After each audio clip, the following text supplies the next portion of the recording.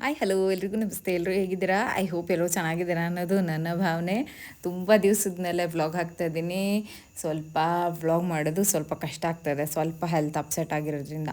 ಅಮ್ಮ ಮಗ ಇಬ್ಬರು ವಾಕಿಂಗ್ ಹೋಗಿಬಿಟ್ಟು ಬಂದು ಎಳ್ನೀರು ಕುಡಿತಾ ಇದ್ದೀವಿ. ಇವತ್ತು ಚಾರಿಗೆ ಒಂದು ಎಳ್ನೀರು ಹಾಕೋಣ ಅಂತ.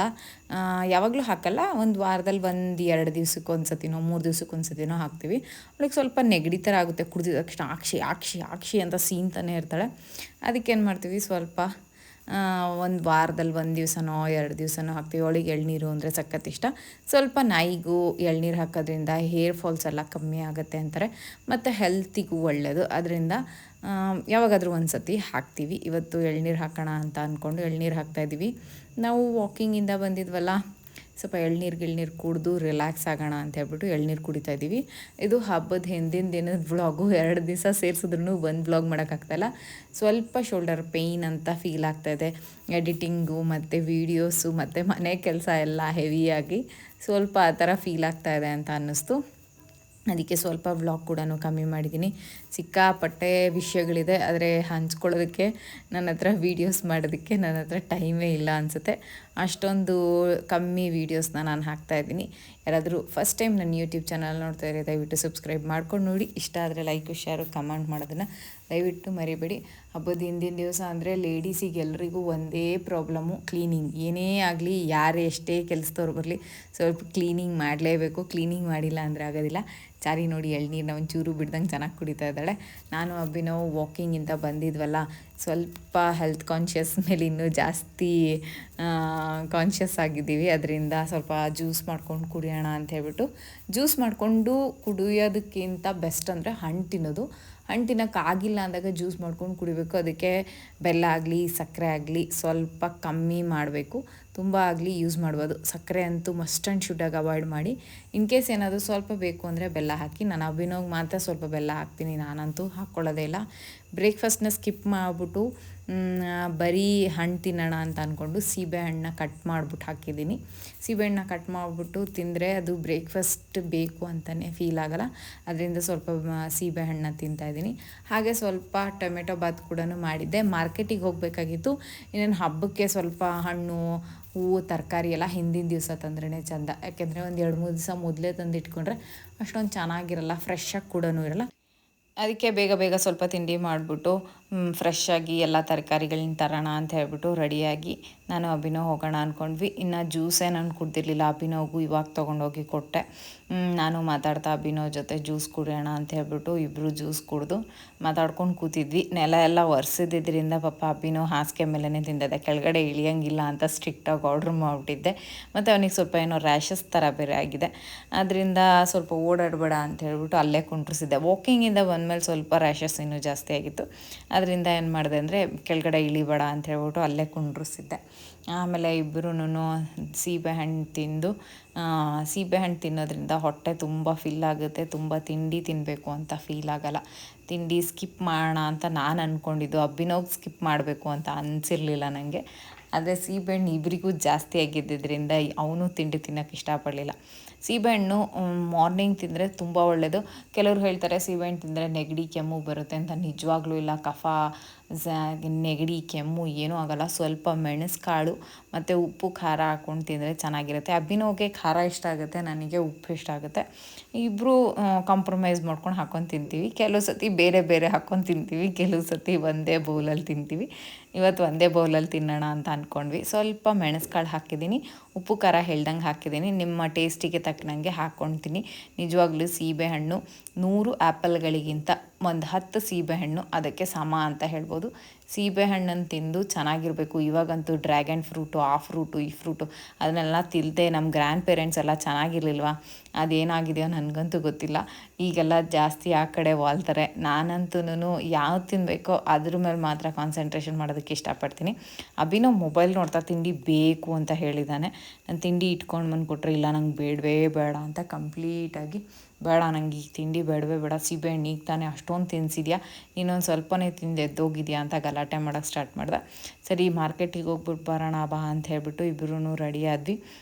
ಇಲ್ಲ ನಾನು ತಿನ್ನೋದೇ ಇಲ್ಲ ಅಂತ ಒಂದಷ್ಟು ಆರ್ಗ್ಯುಮೆಂಟು. ಅವನಿಗೇನೋ ಸ್ವಲ್ಪ ಸ್ಕಿನ್ನು ರ್ಯಾಷಸ್ ಥರ ಆಗಿದೆ, ಚಿಕ್ಕ ಚಿಕ್ಕ ಗುಳ್ಳೆ ಆಗಿದೆ. ಮೇ ಬಿ ಏನಾದರೂ ಎಣ್ಣೆ ಏನಾದರೂ ಚೇಂಜ್ ಆದರೆ ನನಗೆ ಕೆಲವು ಸತಿ ಹಂಗಾಗೋದು. ಇದೇ ಫಸ್ಟ್ ಟೈಮ್ ಅಭಿನವ್ಗೆ ಹಂಗಾಗಿರೋದು ನಾನು ನೋಡಿದ್ದು. ಸ್ವಲ್ಪ ಚಿಕ್ಕ ಚಿಕ್ಕ ಗುಳ್ಳೆ ಥರ ಆಗಿದೆ. ಅದಕ್ಕೆ ಮನೆಯಲ್ಲೇ ಮೆಡಿಸಿನ್ಸ್ನ ಮಾಡ್ತೀನಿ. ನಾನೇನು ಹಾಸ್ಪಿಟ್ಲಿಗೆಲ್ಲ ಏನು ಕರ್ಕೊಂಡು ಹೋಗಲ್ಲ, ಸುಮ್ಮನೆ ರ್ಯಾಷಸ್ಸಿಗೆಲ್ಲ ಹಾಸ್ಪಿಟ್ಲಿಗೆ ಕರ್ಕೊಂಡೋದ್ರೆ ಸಿಕ್ಕಾಪಟ್ಟೆ ಮೆಡಿಸಿನ್ಸ್ ಕೊಡ್ತಾರೆ. ನಾನು ಸ್ವಲ್ಪ ಕಾಫಿ ಕುಡಿಬೇಕು ಅಂತ ಅನ್ನಿಸ್ತು, ತುಂಬ ಲೈಟಾಗಿ ಕಾಫಿ ತೊಗೋತಾ ಇದ್ದೀನಿ ಇವಾಗ, ತುಂಬ ಸ್ಟ್ರಾಂಗಾಗಿ ಕಾಫಿ ತೊಗೊತಾ ಇಲ್ಲ. ಒಂದು ಸ್ವಲ್ಪ ಕಾಫಿ ಕುಡಿದ್ವಿ, ಮಾರ್ಕೆಟಿಗೆ ಹೋದ್ವಿ. ಮಾರ್ಕೆಟಿಂದ ಬರೋ ಅಷ್ಟೊತ್ತಿಗೆ ನಾನೊಂದಷ್ಟು ಕಂಟೈನರ್ಸ್ನ ಆರ್ಡ್ರ್ ಮಾಡಿದೆ ಅಮೆಝಾನಿಂದ. ನಂಗೆ ಅದೆಲ್ಲ ಬಂದುಬಿಟ್ಟಿತ್ತು. ಹಬ್ಬದ ಹಿಂದಿನ ದಿವಸ ಬರುತ್ತೆ ಅಂತ ಎಕ್ಸ್ಪೆಕ್ಟೇಷನ್ಸ್ ಇರಲಿಲ್ಲ, ಆದರೂ ಬಂದಿತ್ತು, ಖುಷಿಯಾಯಿತು. ಸ್ವಲ್ಪ ಗ್ಲಾಸ್ದು ಜಾರ್ಸ್ ಬೇಕಾಗಿತ್ತು ಅಂತ ಅನಿಸ್ತಾಯಿತ್ತು. ಕಂಟೈನರ್ಸ್ ಥರ ಏನಾದರೂ ಹಾಕಿಟ್ಕೊಳ್ಳೋದಕ್ಕೆ ಆ ಥರದ್ದೆಲ್ಲ ಬೇಕಾಗಿತ್ತು ಅಂತ ಫೀಲ್ ಆಗ್ತಾಯಿತ್ತು. ಅದಕ್ಕೆ ಸ್ವಲ್ಪ ಆರ್ಡ್ರ್ ಮಾಡಿದೆ. ಸ್ವಲ್ಪ ಸೈಜ್ ವೈಸ್ಡ್ ಆರ್ಡ್ರ್ ಮಾಡಿದ್ದೀನಿ. ಇನ್ನೂ ಒಂದೆರಡು ಪಾರ್ಸೆಲ್ ಬರಬೇಕಾಗಿತ್ತು, ಇದು ಸದ್ಯಕ್ಕೆ ಬಂದಿದೆ. ಇನ್ನೂ ಒಂದು 2-3 ದಿವಸದೊಳಗಡೆ ಬೇರೆ ಬೇರೆನೂ ಆರ್ಡ್ರ್ ಬರುತ್ತೆ. ಒಂದಷ್ಟು ಬಾಕ್ಸ್ಗಳಿದ್ರೆ ಚೆನ್ನಾಗಿರುತ್ತೆ ಅನ್ಸೋಕ್ಕೆ ಸ್ಟಾರ್ಟ್ ಆಗಿತ್ತು. ಅದಕ್ಕೋಸ್ಕರ ಅಮೆಝಾನಲ್ಲಿ ಆರ್ಡ್ರ್ ಮಾಡಿ ತರಿಸ್ಕೊಂಡೆ. ನಾನು ಸ್ವಲ್ಪ ಗಾಜಿಂದು ಕಂಟೈನರ್ಸ್ನ ತರಿಸಿದ್ದೀನಿ. ಗಾಜಿನ ಕಂಟೈನರ್ಸು ಬಳಸೋದು ಸ್ವಲ್ಪ ಕಷ್ಟ ಆಗುತ್ತೆ, ಅಂದರೆ ಸೂಕ್ಷ್ಮವಾಗಿ ಬಳಸಬೇಕು, ಇಲ್ಲಾಂದರೆ ಒಡೆದೋಗುತ್ತೆ. ಅದು ಬಿಟ್ಟರೆ ಇದರಲ್ಲಿ ಬೆನಿಫಿಟ್ಸ್ ಜಾಸ್ತಿ, ಏನಾದರೂ ಹಾಕಿಟ್ರೆ ಕಾಣುತ್ತೆ, ಹುಳ ಆದರೆ ಗೊತ್ತಾಗುತ್ತೆ, ಆ ಥರದ್ದು ಬೆನಿಫಿಟ್ಸ್ ಜಾಸ್ತಿ. ಅದಕ್ಕೆ ಇದನ್ನು ತರಿಸ್ತೀನಿ. ಸ್ಟೀಲಿಂದು ಕಾಣಿಸೋದಿಲ್ಲ, ಅದರೊಂದಕ್ಕೆ ಅದು ಬೇಡ ಅಂತ ಅವಾಯ್ಡ್ ಮಾಡ್ತೀನಿ. ಅಷ್ಟು ಬಿಟ್ಟರೆ ಇದು ಸ್ವಲ್ಪ ಬಳಸೋದು ಕಷ್ಟ, ಆದರೆ ನನಗಿಷ್ಟ ಆಗುತ್ತೆ, ಕಾಣಿಸುತ್ತೆ ಅಂತ ಹೇಳ್ಬಿಟ್ಟು ಅದಕ್ಕೆ ತರಿಸಿದ್ದೀನಿ. ಅಡುಗೆ ಮನೆ ಸ್ವಲ್ಪ ಮೇಕ್ ಓವರ್ ಕೂಡ ಚೇಂಜ್ ಮಾಡೋಣ ಅಂತ ಹೇಳ್ಬಿಟ್ಟು. ಪ್ಲ್ಯಾಸ್ಟಿಕ್ ಮುಕ್ತ ಅಡುಗೆ ಮನೆ ಅಂತ ಹೇಳ್ಕೊಳ್ಳೋದಕ್ಕೆ ನನಗೆ ಭಾಳ ಖುಷಿ ಇದೆ. ಪ್ಲ್ಯಾಸ್ಟಿಕ್ ಅಂತೂ ನಿಜವಾಗ್ಲೂ ಹುಡುಕಿದ್ರೆ ಸಿಗೋದೇ ಇಲ್ಲ. ಇವಾಗ ಯಾವುದೋ ಒಂದು ಮಿಕ್ಸಿ ತೊಗೊಂಬಂದಿರೋದಕ್ಕೆ ಅದಕ್ಕೊಂದು ಜಾರ್ ಪ್ಲ್ಯಾಸ್ಟಿಕ್ಕಿಂದ ಬಂದಿದೆ. ಅದು ಬಿಟ್ಟರೆ 99% ನನ್ನ ಹತ್ರ ಯಾವುದೂ ಪ್ಲ್ಯಾಸ್ಟಿಕ್ಕಿಂದ ವಸ್ತುಗಳೇ ಇಲ್ಲ ಅಂತ ಹೇಳಬೇಕು. ಅಷ್ಟು ನೀಟಾಗಿ ಅಡುಗೆ ಮನೆಯಲ್ಲಿ ಪ್ಲ್ಯಾಸ್ಟಿಕ್ ಇಲ್ಲದೆ ಇರೋ ಥರ ಅವಾಯ್ಡ್ ಮಾಡ್ತಾಯಿದ್ದೀನಿ. ಇದು ಸ್ವಲ್ಪ ಸೈಜ್ ವೈಸ್ ತರಿಸಿದ್ದೀನಿ. ಇನ್ನೂ ಸ್ವಲ್ಪ ಬರೋದಿದೆ, ಮೇ ಬಿ ಇನ್ನೊಂದು 2-3 ಡೇಸಲ್ಲಿ ಬರ್ಬೋದು. ಬೇಕು ಅಂತ ಹೇಳಿಬಿಟ್ಟು ತರಿಸಿದ್ದೀನಿ. ಸ್ವಲ್ಪ ಅಭಿನವ್ದೇನಾದರೂ ಅರ್ಶಿನದ ಪುಡಿ ಅದೆಲ್ಲ ಮಾಡಿರ್ತೀನಿ. ಅಭಿನವ್ ಹೇಳ್ತಾ ಇರ್ತಾನೆ, ಇದು ಹೋದ ವರ್ಷ ಮಾಡಿದ್ದು, ಆಚೆ ವರ್ಷ ಮಾಡಿದ್ದು ಅಂತ. ಅದು ಹುಳ ಆಗಿಲ್ಲ ಅಂದರೆ ಯೂಸ್ ಮಾಡ್ಬೋದು ಬೇಬಿ, ಸೋಪಿಗೆಲ್ಲ ಡೇಟ್ ಇರುತ್ತೆ, ಇದಕ್ಕೆಲ್ಲ ಡೇಟ್ ಇರಲ್ವಾ ಅಂತ ಕೇಳ್ತಾ ಇರ್ತಾನೆ. ಅದಕ್ಕೆ ಸ್ವಲ್ಪ ಡೇಟೆಲ್ಲ ಬರೆದಿಡೋಣ ಅಂತ ಹೇಳ್ಬಿಟ್ಟು ಅವನಿಗೂ ಒಂದೆರಡು ಬೇಕಾಗಿತ್ತು. ಅವನದೇನಾದರೂ ಪೌಡ್ರ್ ಮಾಡಿದರೆ ಅವನಿಗೆ ಹಾಕಿಡೋದಕ್ಕೆ. ಮತ್ತು ಅವನಿಗೆ ನಾನು ಸೋಪೆಲ್ಲ ಏನೂ ತರಿಸಿ ಹಾಕಲ್ಲ, ಕಡಲೆ ಹಸಿಟ್ಟು ಅದು ಮನೆಯಲ್ಲೇ ಮಾಡಿಬಿಟ್ಟು ಕೊಡೋದ್ರಿಂದ ಅವನಿಗೆ ಒಂದೆರಡು ಬಾಟ್ಲುಗಳನ್ನ ತರಿಸಿದ್ದೀನಿ. ಮತ್ತು ನಾನು ಅಡುಗೆ ಮನೆ ಕೂಡ ಚೇಂಜ್ ಮಾಡೋಣ ಅಂತ ಹೇಳ್ಬಿಟ್ಟು ತರಿಸಿದ್ದೀನಿ.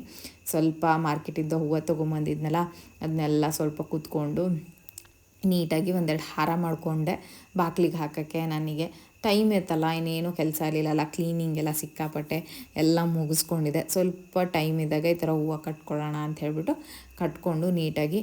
ಏನೂ ತಿಂದಿರಲಿಲ್ಲ, ಸೀಬೆಹಣ್ಣು ಜ್ಯೂಸಲ್ಲಿ ಮಾತ್ರ ಇದ್ವಿ. ಹೊಟ್ಟೆ ಹಸಿಯೋಕ್ಕೆ ಸ್ಟಾರ್ಟ್ ಆಗಿದೆ, ಹೊಟ್ಟೆಲೆಲ್ಲ ಇಲಿ ಓಡಾಡುತ್ತೆ ಅಂತಾರಲ್ಲ ಆ ಥರ ಇಲಿ ಓಡಾಡೋಕ್ಕೆ ಸ್ಟಾರ್ಟ್ ಆಗಿತ್ತು. ಬೆಳಗ್ಗೆ ಅಭಿನವ್ಗೆ ಹಾಕಿದ್ದಿದ್ದು ಹಾಗೆ ಇತ್ತು, ಅದನ್ನು ಹಾಗೆ ಪ್ಲೇಟ್ ಮುಚ್ಚಿ ಎತ್ತಿಟ್ಟಿದೆ. ಅಭಿನವ್ ನಾನು ಇಬ್ಬರು ಕೂತ್ಕೊಂಡು ತಿನ್ನೋಣ ಅಂತ ಹೇಳ್ಬಿಟ್ಟು ಬಂದ್ವಿ. ಪಲಾವ್ ತಿಂತಾಯಿದ್ರೆ ಯಾವುದೋ ಒಂದು ಲೋಕಕ್ಕೆ ಹೋಗಿ ಬಂದಂಗೆ ಆಗ್ತಾಯಿತ್ತು. ಜಾಸ್ತಿ ಕೆಲಸ ಮಾಡಿದ್ಮೇಲೆ ಊಟ ಮಾಡಿದ್ರೆ ಹಿಂಗೆ ಆಗೋದು. ಊಟ ಎಲ್ಲ ಆಯಿತು, ಯಾರೋ ಬಂದರು, ಮಾತಾಡ್ತಾ ಕೂತಿದ್ದೀವಿ. ಅವ್ರು ಹೋಗಿದ್ದ ಮೇಲೆ ನಾವು ಸೀರೆ ಉಡ್ಸೋಕ್ಕೆ ಸ್ಟಾರ್ಟ್ ಮಾಡಿದ್ವಿ. ಸೀರೆ ಉಡಿಸ್ತಾ 1 ಆಗಿಬಿಟ್ಟಿದೆ. ಏನು ಟೈಮ್ ಹೋಗಿದೆ ನಮಗೆ ಗೊತ್ತಾಗಿಲ್ಲ ಇಬ್ರಿಗೂ. ನಾನು ಸೀರೆ ಒಂದು ಉಡಿಸ್ಕೊಂಡ್ರೆ ಬೆಳಗ್ಗೆ ಎದ್ದು ತಟ್ಟೆ ಜೋಡಿಸ್ಕೊಂಡ್ರೆ ಆಗುತ್ತೆ, ಕಳಶ ಇಟ್ಬಿಟ್ಟು ಅಂತ ಹೇಳ್ಬಿಟ್ಟು ಕೂತಿದ್ದೀನಿ. ನಂಗೆ ಟೈಮ್ ಹೋಗಿರೋದೇ ಗೊತ್ತಾಗಿಲ್ಲ. ಅಯ್ಯೋ ಬೇಡಪ್ಪ, ಸಿಕ್ಕಾಪಟ್ಟೆ ಸ್ಟ್ರೈನ್ ಆಗೋಯ್ತು. ಬೆಳಗ್ಗೆ ಎದ್ದೇಳಿದ್ರೆ 4 ಗಂಟೆಗೆ ಎದ್ದೇಳೋಕ್ಕೆ ಆಗ್ತಾಯಿಲ್ಲ. ಒಂದು 2-3 ಅವರ್ಸ್ ಅಷ್ಟೇ ಮಲ್ಗೋಕ್ಕಾಗಿದ್ದು. ಎದ್ದು ನೋಡ್ತೀನಿ ಸಿಕ್ಕಾಪಟ್ಟೆ ಬೇಜಾರಾಗ್ತದೆ, ಎದ್ದೇಳೋಕ್ಕೆ ಇಷ್ಟ ಇಲ್ಲ. ಆಲ್ರೆಡಿ ಮಲಗಿ ಇನ್ನೂ ಸ್ವಲ್ಪ ಹೊತ್ತು ಮಲ್ಗೋಣ ಅನಿಸ್ತಾ ಇದೆ. ಆಮೇಲೆ ಎದ್ಬಿಟ್ಟು ಒಂಚೂರು ಸ್ನಾನ ಎಲ್ಲ ಮಾಡಿಬಿಟ್ಟು ನೀಟಾಗಿ ಹಬ್ಬಕ್ಕೆ ಎಲ್ಲ ರೆಡಿ ಮಾಡಿಕೊಂಡೆ. ನಾನು ಇನ್ನೊಂದು ವಿಷಯ ಶೇರ್ ಮಾಡ್ಕೋಬೇಕು ಅಂತ ಅನ್ನಿಸ್ತು. ಇದು ವರಮಹಾಲಕ್ಷ್ಮಿ ಹಬ್ಬನ ಗ್ರ್ಯಾಂಡಾಗಿ ಮಾಡಿ, ಆದರೆ ಏನಂತ ಹೇಳಿದ್ರೆ ಅದು ವರಮಹಾಲಕ್ಷ್ಮಿ ಹಬ್ಬ ಅಲ್ಲ, ಅದು ವ್ರತ. ಅದು ವ್ರತನೇ ಮಾಡಲ್ಲ, ನಾವು ಹಬ್ಬ ಮಾಡೋಕ್ಕೆ ಸ್ಟಾರ್ಟ್ ಮಾಡ್ಕೊಂಬಿಟ್ಟಿದ್ದೀವಿ. ಅದು ಯಾರೋ ಬಂದಿದ್ರು ಅಂತ ಹೇಳಿದ್ನಲ್ಲ ನಾನು, ಅವ್ರ ಜೊತೆ ಅವ್ರು ನನಗೆ ಅದನ್ನೇ ಹೇಳ್ತಾಯಿದ್ರು. ಸದನ ಫಸ್ಟ್ ಈ ಥರ ಎಲ್ಲ ಆಡಂಬರ ಆ ಥರದ್ದೆಲ್ಲ ಏನೂ ಇರ್ತಾನೆ ಇರಲಿಲ್ಲ, ಪೂಜೆ ಮಾತ್ರ ಮಾಡ್ತಿದ್ರು. ಇವಾಗ ಸಿಕ್ಕಾಪಟ್ಟೆ ಆಡಂಬರಕ್ಕೆ ಇಳಿದ್ಬಿಟ್ಟಿದ್ದಾರೆ ಜನ ಎಲ್ಲ ಅಂತ.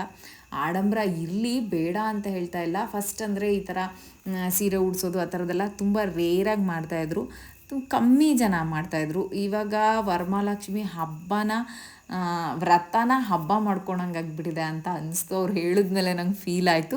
ಆದರೆ ನಾನು ಯೂಶ್ವಲಿ ಏನು ಮಾಡ್ತೀನೋ ಅಷ್ಟನ್ನು ಮಾತ್ರನೇ ಮಾಡ್ತೀನಿ. ನಾನು ಯಾವುದೂ ಎಕ್ಸ್ಟ್ರಾನೂ ಮಾಡಿಲ್ಲ, ಕಮ್ಮಿನೂ ಮಾಡಿಲ್ಲ. ಮತ್ತು ಕೈ ಕಾಲು ಮಾತ್ರ ಎಕ್ಸ್ಟ್ರಾ ತೊಗೊಂಡು ಬಂದು ಇಟ್ಟಿದ್ದೀನಿ ಅಂತಲೇ ಹೇಳ್ಬೋದು. ಅದು ಬಿಟ್ಟರೆ ನಾನು ಆ್ಯಸ್ ಯೂಶ್ವಲಿ ಏನೇನು ಮಾಡ್ತೀನೋ ಅದನ್ನು ಮಾತ್ರನೇ ಮಾಡಿದ್ದೀನಿ. ಸಿಂಪಲ್ ಮತ್ತು ಯಾವುದೇ ರೀತಿ ಪ್ಲಾಸ್ಟಿಕ್ ಐಟಮ್ಸ್ನ ನಾನು ಏನೂ ಯೂಸ್ ಮಾಡಲ್ಲ. ಕೆಲವ್ರು ಬಾಗಿನ ಕೊಡೋದಕ್ಕೆಲ್ಲ ಪ್ಲಾಸ್ಟಿಕ್ದು ಟ್ರೇ ಅದ್ರ ಸಮೇತ ಅದಕ್ಕೆ ಪ್ಯಾಕ್ ಮಾಡಿ ಇಟ್ಬಿಟ್ಟು ಆ ಥರದನ್ನೆಲ್ಲ, ನಾನು ಆ ಥರದನ್ನೆಲ್ಲ ಏನೂ ಮಾಡಲ್ಲ. ಮಡ್ಲಕ್ಕಿಗೆ ಬಂದರೆ ವೀಳ್ಯದೆಲೆ ಮತ್ತು ಒಂದು ಅರಿಶಿನ ಕುಂಕುಮ ಕೊಟ್ಬಿಟ್ಟು ಅದಕ್ಕೆ ಏನದು ಒಂದು ಬ್ಲೌಸ್ ಪೀಸು, ಒಂದು ಹಣ್ಣು ಏನೇನಾದರೂ ತಂದಿರ್ತೀವ ಅದನ್ನೆಲ್ಲ ಕೊಡ್ತೀನಿ ಅಷ್ಟೇನೆ, ಬೇರೆ ಏನೂ ಇಲ್ಲ. ವರಮಹಾಲಕ್ಷ್ಮಿ ಹಬ್ಬ ಅಲ್ಲ, ಅದು ಒಂದು ವ್ರತದ ಥರ ಆಚರಣೆ ಮಾಡಿ ಅಂತ ಅದೊಂದು ಚಿಕ್ಕದೊಂದು ವಿಶ್ಲೇಷಣೆ ಅಂತ ಹೇಳ್ಬೋದು. ಯಾರಿಗಾದರೂ ಇಷ್ಟ ಆಗಲಿಲ್ಲ ಅಂದರೆ ದಯವಿಟ್ಟು ಕಮೆಂಟಲ್ಲಿ ಹೇಳಿ ಏನು ಇಷ್ಟ ಆಗಲಿಲ್ಲ ಅಂತ ಹೇಳ್ಬಿಟ್ಟು. ಅಭಿನವ್ ಏನು ಮಾಡ್ತಾ ಇದ್ದಾನೆ, ಕಂಪ್ಲೀಟ್ ಎಲ್ಲ ಅವನೇ ಪೂಜೆ ಎಲ್ಲ ಮಾಡ್ತಾನೆ. ಅವನು ಅದಕ್ಕೆ ನಾನೇನು ಸ್ವಲ್ಪ ಹೇಳ್ಕೊಡ್ತಾ ಇರ್ತೀನಿ, ಏನಾದರೂ ತಪ್ಪು ಮಾಡ್ತಾನೆ, ಅವ್ನಿಗೇನು ತುಂಬ ಚೆನ್ನಾಗಿ ಕನ್ನಡ ಬರಲ್ಲ, ಅವನ್ನೆಲ್ಲ ಪೂರ್ತಿ ಎಲ್ಲ ಮಾಡೋವರೆಗೂ ನಾನು ಹೇಳ್ತಾನೆ ಇರ್ತೀನಿ.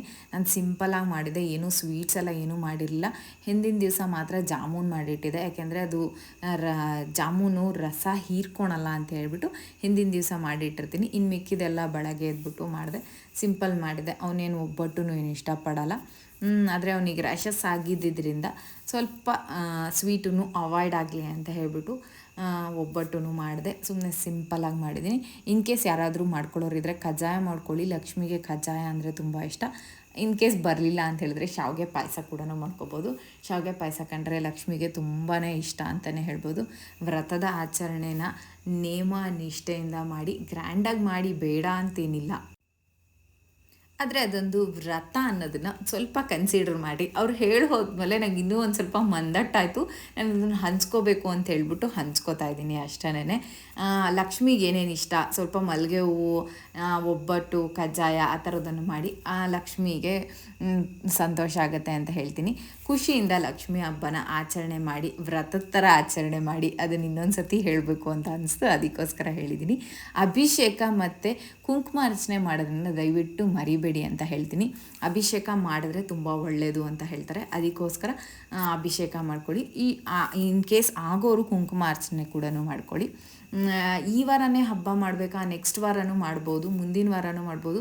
ಈ ಶ್ರಾವಣ ಮಾಸದಲ್ಲಿ 2-3 ವಾರನೂ ಕೂಡ ಹಬ್ಬ ಮಾಡ್ಕೋಬೋದು. ಕೆಲವರು ಒಬ್ಬೊಬ್ಬರೇ ಇರ್ತಾರೆ, ಇವಾಗ ನಮ್ಮ ಥರ ಇರ್ತಾರೆ, ಪೀರಿಯಡ್ಸ್ ಆಗಿರ್ಬೋದು, ಇಲ್ಲ ಬೇರೆ ಏನಾದರೂ ಪ್ರಾಬ್ಲಮ್ಸ್ ಇರುತ್ತೆ, ಇಲ್ಲ ಇನ್ನೇನೋ ಆಗಿರುತ್ತೆ. ಅಭಿನವ್ಗೆ ಸ್ವಲ್ಪ ರ್ಯಾಷಸ್ ಜಾಸ್ತಿ ಆಗಿದ್ದಿದ್ರೆ ನಿಜವಾಗ್ಲೂ ನಾನು ಕೂಡ ಈ ವಾರ ಮಾಡ್ತಾ ಇರಲಿಲ್ಲ, ನೆಕ್ಸ್ಟ್ ವೀಕೇನ ಮಾಡ್ತಾ ಇದ್ದಿದ್ದು.